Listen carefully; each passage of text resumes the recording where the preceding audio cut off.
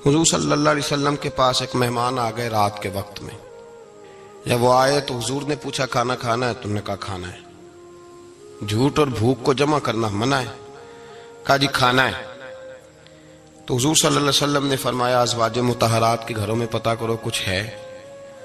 حضرت ام سلمہ کے گھر میں پتہ کیا تو کہا یا رسول اللہ 4 دن سے روٹی نہیں پکی. حضرت زینب سے پوچھا تو کہا حضور کئی دن سے چولہا ہی نہیں جلایا.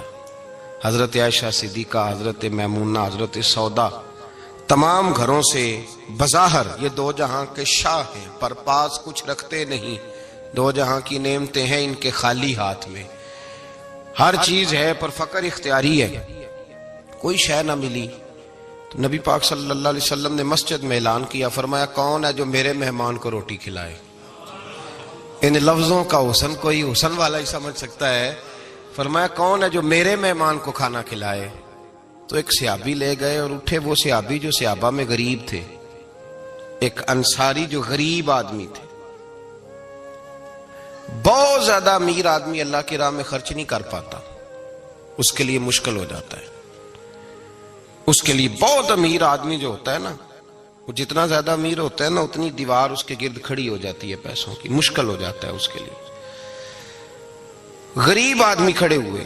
اگرچہ میرے محبوب کے غلاموں میں جو بڑے امیر تھے وہ بھی خرچ کرنے میں بڑے آگے تھے. حضرت عثمان غنی رضی اللہ تعالیٰ، حضرت عبد الرحمن ابن عوف، حضرت ابو بکر صدیق رضی اللہ. لیکن یہ غریب آدمی کا حضور میں لے جاؤں گا، میں لے کے جاؤں گا. اور یہ بخاری مسلم ہے. حضور نے فرمایا لے جاؤ. وہ اب صحابی گھر لے گئے اور بیوی سے مشورہ کیا. بات پہ غور کرنا، ہر چیز کی بھوک دیکھی جا سکتی ہے، بچوں کی نہیں دیکھی جا سکتی. وہ انصاری حضور کے مہمان کو گھر لے گئے، جا کے بیوی سے مشورہ کیا. کہا بھلی مانس گھر میں کچھ ہے؟ تو اس نے کہا تھوڑا سا بچوں کے لیے کھانا رکھا ہے. بچوں کے لیے. بچے تو بزدل کر دیتے ہیں، بچے تو آدمی کو بزدل کر دیتے ہیں، بچے تو مار دیتے ہیں، کلیجہ پھٹ جاتا ہے بچہ بھوکا ہو تو، نیند نہیں آتی. اب صحابی اپنی بیوی سے کیا کہتے ہیں؟ کہتے ہیں بچوں کو بہلا کے سلا دے. اور رسول اللہ کے لیے نہیں، رسول اللہ کے مہمان کے لیے، بھئی نبی پاک کے لیے نہیں، حضور کے. تجھ سے در در سے سگ اور سگ سے ہے مجھ کو نسبت، میری گردن میں بھی ہے دور کا پٹکا تیرا، تجھ سے در در سے سگ سگ سے ہے مجھ کو نسبت. لمبی بات ہے. کہ بچوں کو سلا دو.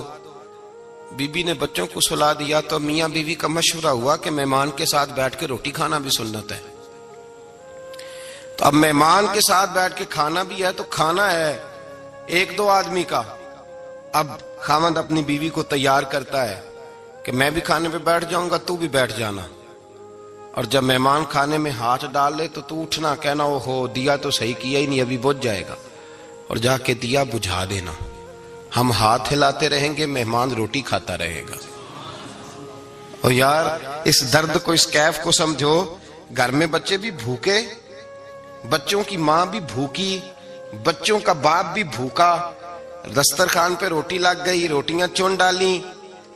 بی بی اٹھی کہنے لگی او ہو چراغ تو صحیح کیا ہی نہیں، یہ تو بجھ جائے گا. حوصلے مند بی بی جس نے بچے بھوکے سلا دیے. وہ بھوکے سوئے ہوئے بچوں کی بھوکی اماں اٹھی اور اپنے خاوند کی تابع داری میں اٹھی. میں گڈی تے ہتھ ڈور سجن دے، وہ جنج رکھے اونج رہنا ہے. اٹھی اور اس نے نہ دیا ٹھیک کرنے کے بہانے بجھا دیا.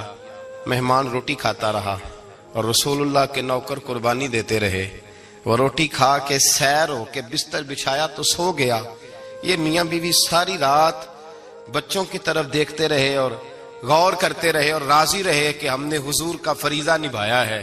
قربان جاؤں محبوب پہ، بے خبر ہو جو غلاموں سے وہ آقا کیا ہے.